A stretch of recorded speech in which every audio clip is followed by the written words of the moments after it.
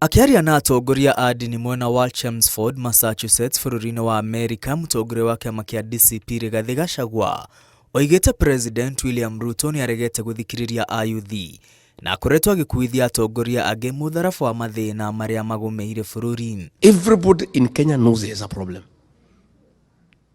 Instead of listening to the agencies, the issues they are raising, abductions, extrajudicial killings, corruption, misappropriation of public resources, President says, no. These people have been incited by Rigiji and Uhuru. Gachagua oigĩte President nĩ mũtukanĩre na ndaramenya kĩrĩa kĩrathĩnia bũrũri. Kuona o hĩndĩ akoretwo akĩheana itũmi ngũrani na kuga ayuthi makoretwo magĩcogerwo nĩguo marũrũngane. He has given 7 reasons so far. He's a very confused person, extremely confused. When the agency's protest started in 2024, he said it was my deputy and Uhuru. They are the ones who have incited people. He stayed after 3 weeks, he said no. It is the NGOs and the civil society. He stayed after another 4 weeks, he said it's for the foundation. Do you remember?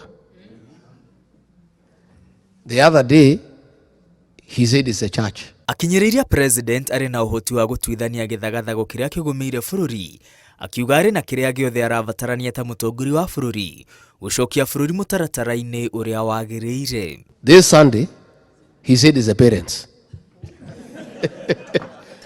Yeah? He said it's poor parenting. William Ruto, please, can you make up your mind? What ails your country? Mwena-inĩ wake, mũtumia wake Dorcas Rigathi nĩ anyũrĩrĩtie mĩario ya kũmũcambithia ĩrĩa ĩrĩga kũrekererio nĩ mũtongoria wa aingĩ bunge-inĩ Kimani Ichung'wa. I had I sit. How can you sit on a man like this? This is a man who is causing a whole nation not to sleep. A man where the president, the deputy, the members of parliament, they hardly say anything else.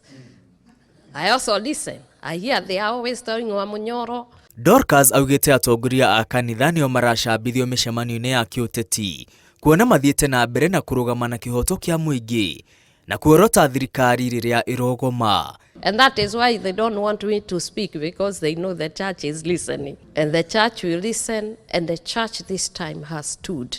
And we are standing. And we are going to be firm. Ngiribotera Inooro TV, rĩtwa rĩakwa nĩ Mwangi wa Maina.